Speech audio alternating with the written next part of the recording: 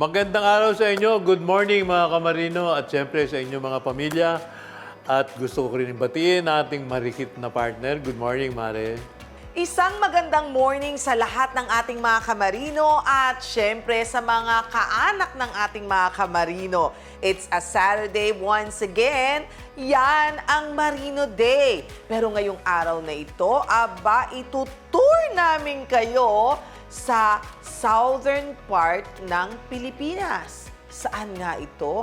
Kung saan nandoon ang isa sa mga AMOSUP centers, hospitals ng Associated Marine Officers and Seamen's Union of the Philippines. Ang place nito, hulaan ninyo. Ano? Tama! Cebu! Magandang umaga sa iyo, Admiral! Ano nga ba ang quote for the day? Ang baon po nating quotation ngayon ay galing kay Lao Tzu. And I quote, "When I let go of what I am, I become what I might be." Unquote. O, di ba, may baon na tayo mula kay Admiral na quote, ha, na dapat lagi natin isaalang-alang at isabuhay. At syempre, sabi ko nga, ang bilis talaga ng panahon, kaka-Pasko lang, kaka-New Year lang, pero pinag-iisipan na kaagad ang mga destinations ngayong summer. A-advance ko na yan, ha? Kaya itong susunod nating episode ay syempre para sa ating mga kapatid, kapamilya na mga taga Cebu, ang mga unang-unang mga seafarers. Kaya ang AMOSUP mayroong ospital at syempre mga facilities at center dyan sa Cebu. Yan ang ating feature ngayong araw na ito. At syempre, updates mula sa Marina. Hindi mahuhuli ang Yan ng Marino, kaya naman abangan ninyo ang mga pinaka-importanteng updates mula sa Marina.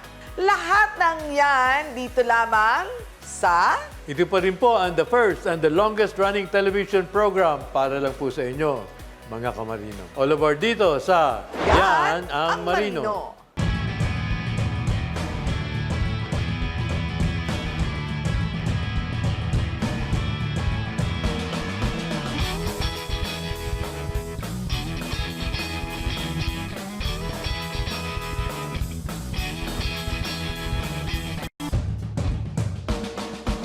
This portion is brought to you by SM Supermall. Mga kamarino, hayaan yung itour namin kayo sa AMOSUP Cebu kasama ang ating mga AMOSUP officers headed by, of course, Medical Director Chody Alcantara.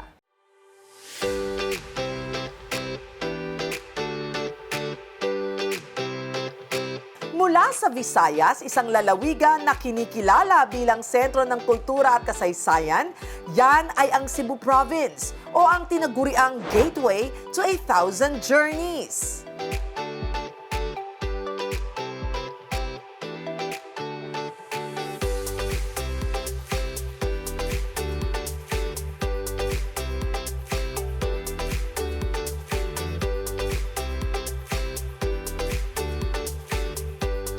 Bukod sa pagkakaroon ng kauna-unahang syudad sa Pilipinas, dito rin itinaguyod ang kauna-unahang branch ng Associated Marine Officers and Seamen's Union of the Philippines sa labas ng Maynila.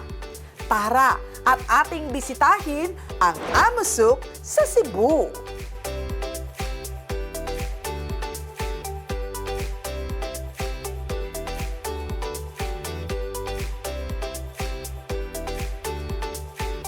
Ang AMOSUP Cebu ay nagbibigay ng 4 na pangunahing serbisyo sa mga AMOSUP members at dependents.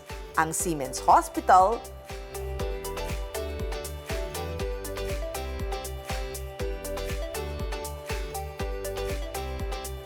Sailor's Home,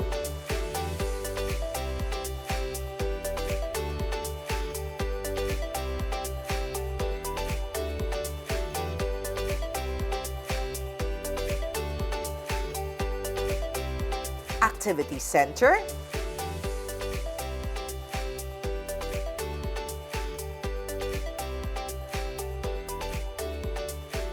at Slop Chest.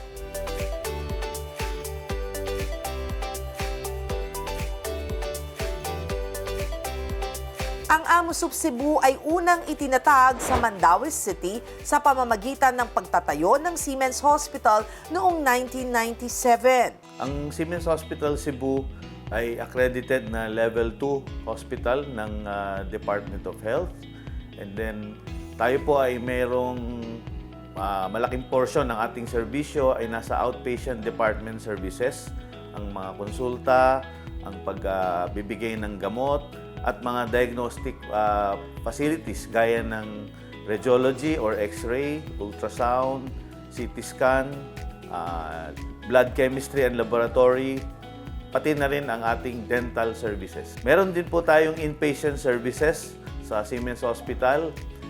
Mga major departments natin, internal medicine, adult medicine, pediatric department para sa mga bata, obstetrics and gynecology para sa panganganak at mga sakit ng mga kababaihan, at saka surgery. Isa sa mga pangunahing dahilan kung bakit Cebu ang lugar na napili para itatag ang unang branch ng Amusup sa labas ng Maynila ay dahil sa ginampanang papel ng Cebu bilang sentro ng kalakalan ng Central Visayas. Marami kasi sa ating mga kababayan na mga seafarers ay nanggagaling dito sa Central Visayas, particularly sa region ng Cebu and nearby provinces ng Central and Eastern Visayas.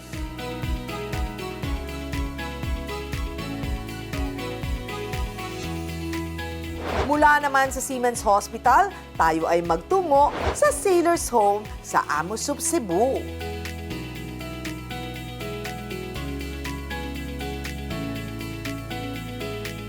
6 na taon ang nakalipas mula nang itinatag ang Siemens Hospital Cebu noong 1997. Ito ay sinundan ng pagpapatayo ng Sailor's Home noong January 2003. Ang mandato po ng Sailor's Home is to provide free and decent accommodation to all Amusup members, especially po yung mga seafarers po natin na pagkakaroon ng trainings, medical check-ups, or while waiting for their embarkation, especially for those seafarers po na kabababa lang po. 3 palapag ang gusali ng Sailor's Home.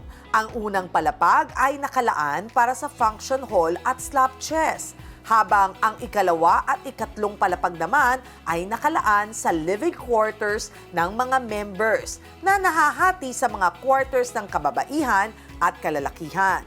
Samot-saring pasilidad din ang mayroon para magamit ng mga marinong miyembro, gaya na lamang ng gym, laundry area, study room, at lounge. Ito po ang Sailor's Home Cebu. Free po ito sa lahat po ng mga Amusup members at wala itong bayad. May free po tayong breakfast para sa kanila. Ngayong nalibot na natin ang Siemens Hospital at Sailor's Home sa Cebu, bisitahin naman natin ang kanilang slop chest.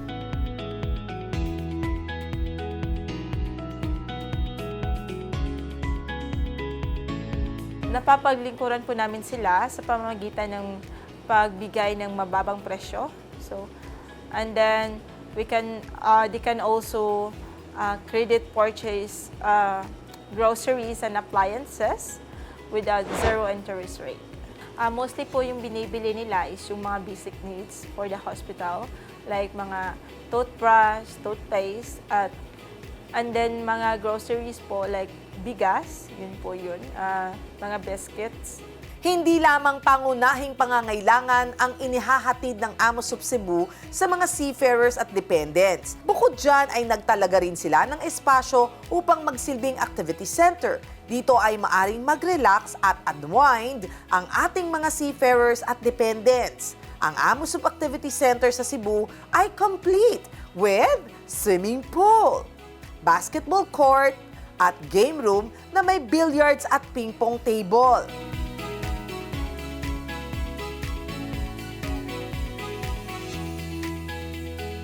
Higit 28 taon ang nakalipas mula nang maitayo ang Amusup Cebu. Nananatili pa rin ang kanilang misyong makapaglingkod sa mga marinong miyembro at kanilang mga mahal sa buhay sa abot ng kanilang makakaya.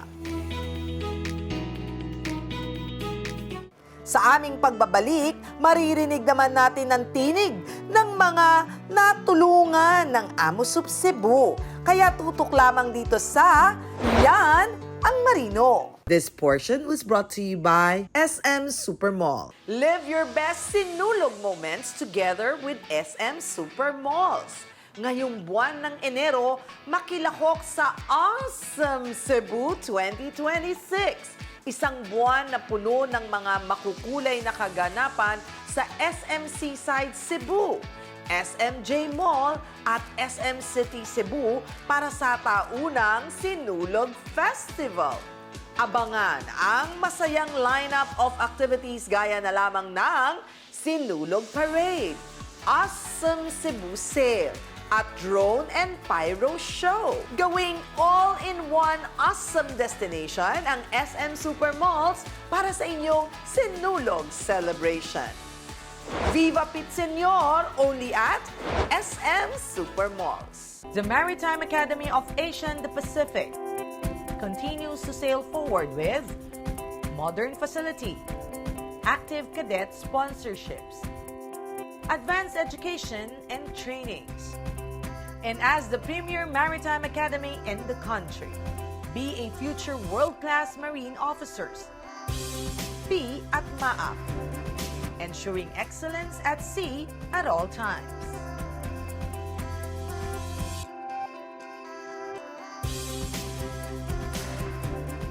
Ang bawat bayaning Pilipinong magdaragat, may kaagapay, may kaibigan, may kakampi, may kasangga, may kabalikat. Ang iyong Associated Marine Officers and Seamen's Union of the Philippines. Kasama mo sa tunay na malasakit dahil AMUSUP cares.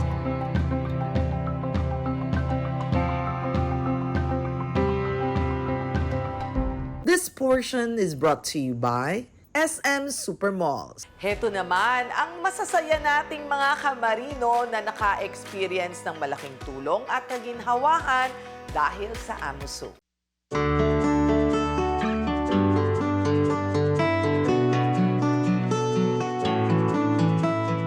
Bitbit ng AMUSUP Cebu ang karangalan bilang kauna-unahang provincial branch ng Associated Marine Officers and Seamen's Union of the Philippines.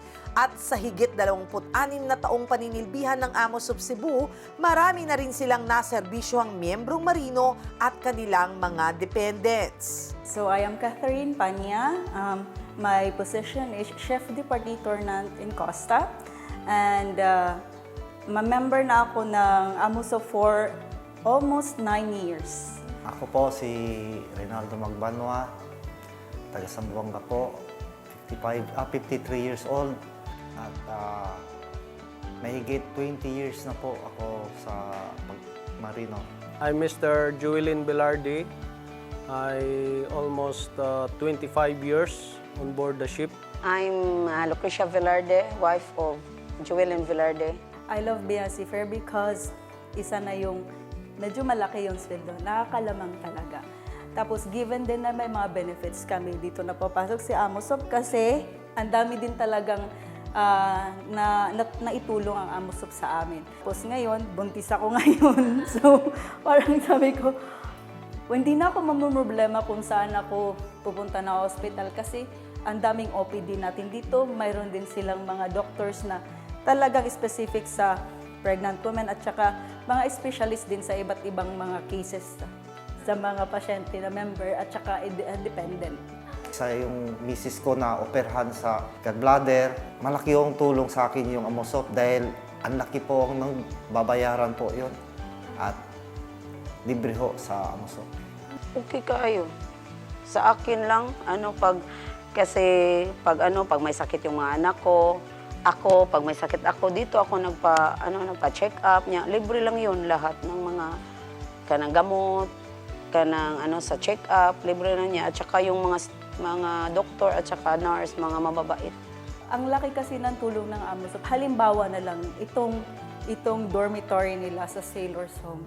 Ang sobrang napakalaki ng tulong. Kasi nga, pagdating mo galing ng barko, hindi ibig sabihin nun, ang dami mong pera.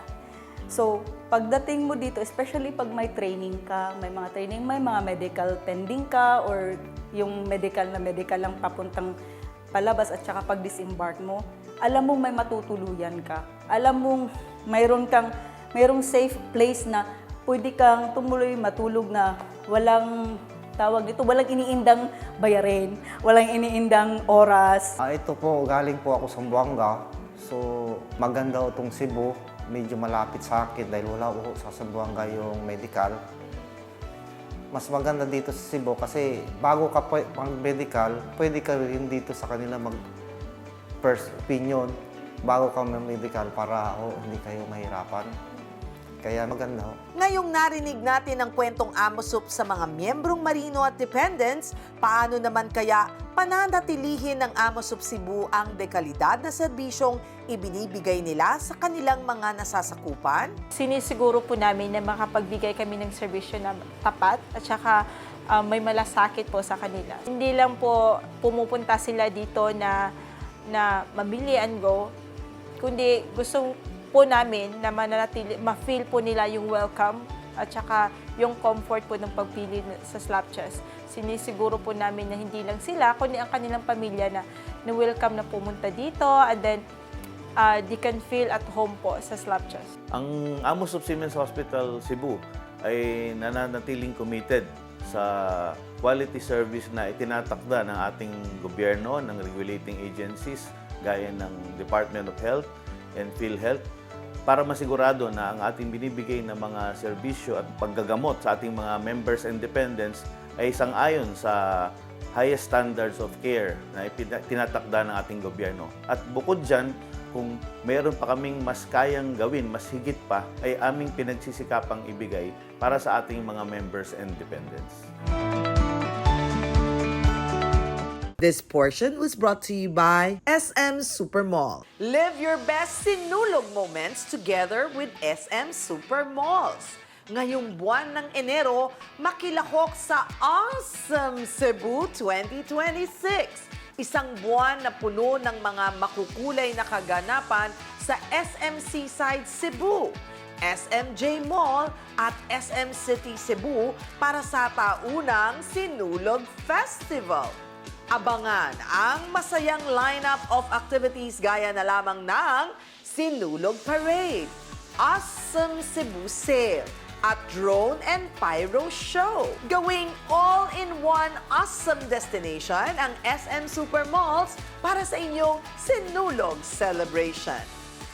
Viva Pit Senor, only at SM Supermalls. The Maritime Academy of Asia and the Pacific continues to sail forward with modern facility, active cadet sponsorships, advanced education and trainings.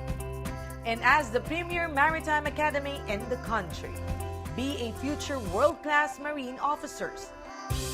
Be at MAAP, ensuring excellence at sea at all times.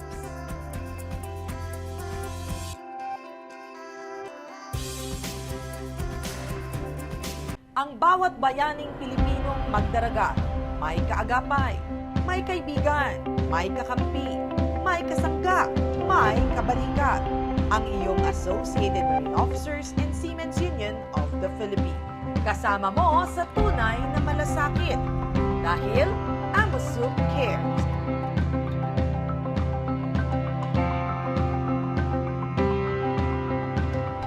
This portion is brought to you by SM Supermalls. Kami po dito sa Yanang Marino ay handang magbigay ng mga tamang impormasyon sa inyo. Katulad na lamang ng mga latest topics at latest na mga kaganapan sa maritima, lalong-lalo na sa pag-transfer ng CHED to Marina pagdating po sa edukasyon. Sa mga gustong maging marino, pakinggan ninyo ang mga importanteng detalye na kailangan nyong malaman para sa school year 2026 hanggang 2027. At hindi lamang yan, marami pa pong mga updates kaya pakinggan natin ang naging press con ng Marina. Sa isinagawang press conference ng Maritime Industry Authority or Marina para sa panimula ng bagong taon noong January 6, 2026, kanilang inilahad ang mga pagbabagong maaasahan sa kanilang ahensya ngayong taon. Isa na riyan ay ang paglipat ng pangangasiwa ng Philippine Maritime Education mula sa Commission on Higher Education patungo sa kanilang ahensya. We have issued our Marina Advisory as early as October. That is Marina Advisory number 2025-39 for the transition and for the assumption of functions. Alinsunod sa Section 75 ng Republic Act number 12021, mapupunta na sa Marina ang jurisdiction ng maritime education sa bansa effective January 1, 2026. Ang pagpapatupad nito ay nakabatay sa Republic Act number 10635 na nagsasaad na ang Marina lamang ang kaisa-isang maritime administration na may responsibilidad na magpatupad ng STCW Convention 1978. So, anong mababago? The process, the steps, saan ba pupunta? Pero we are not changing any policy yet. So, let it be clear, we are not changing any policy yet.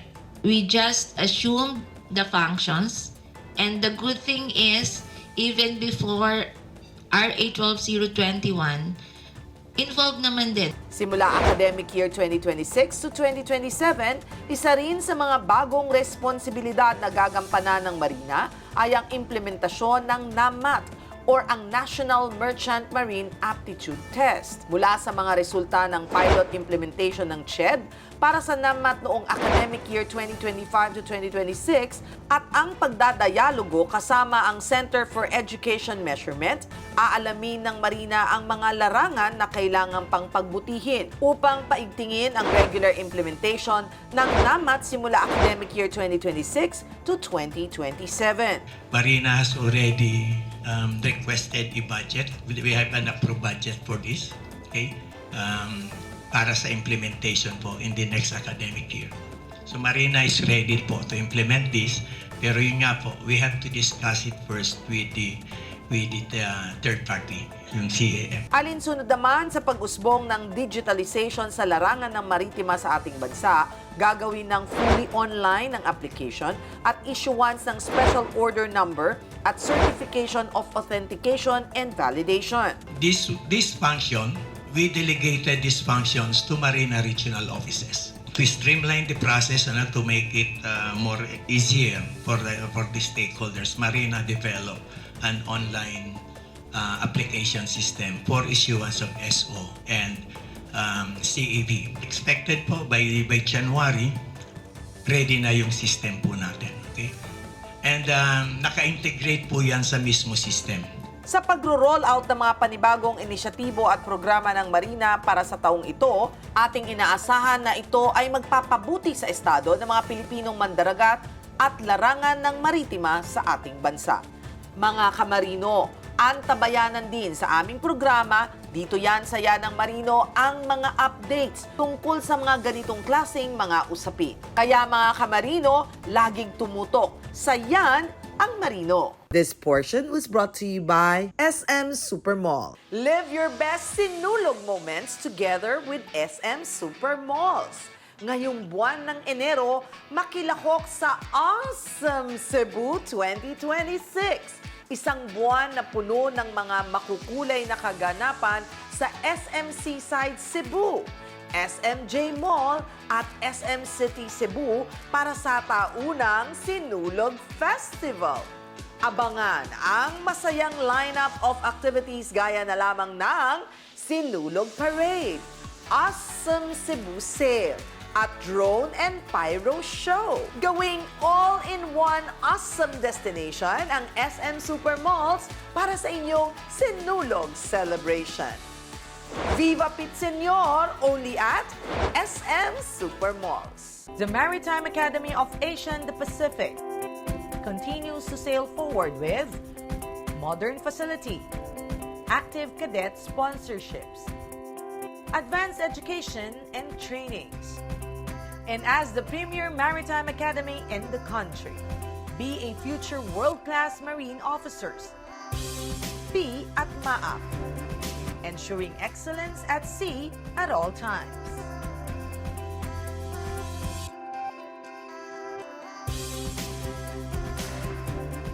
Ang bawat bayaning Pilipinong magdaragat, may kaagapay, may kaibigan, may kakampi, may kasangga, may kabalikat.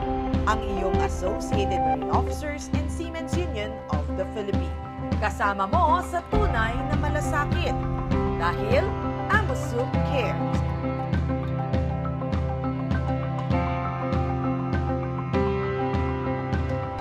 This portion is brought to you by SM Supermalls. Mga kamarino, dahil nga bagong taon, mga bagong pangyayari ang ating ihahandog dito sa ating programang yan ng Marino. Kaya pakaabangan ninyo ang ating programa every Saturday.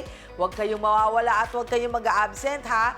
8 to 8:30 in the morning. At ngayon nga natunghayan natin ang Cebu. Next week naman, matutunghayan natin ang Davao Satellite Office. At syempre, the beauty of Davao. Tutok lamang po kayo dito mga kamarino, dito po sa PTV4 tuwing Sabado po, 8 to 8:30 in the morning. At siyempre, kung nais yung balik-balikan ang aming mga episodes, maaari pong gawin yan sa YouTube channel ko. Hindi, MY channel po, kay Mari yun. That's right, Admiral. At syempre, sinabi na niya ha, kung di niyo po napanood ang ating mga episodes, aba, pwede kayong tumutok sa My Channel. Yan, My Channel. Akin po ito. MY Channel para sa mga updates na hindi nyo nakita, yung Yan ang Marino na hindi nyo napanood, at syempre, baka kayo mismo ay nasa aming programa. Hanggang sa muli po, ako ang inyong Mare ng Bayan, siya si Admiral Eduardo Santos na nagsasabing... But for now, anchors away. Bye-bye.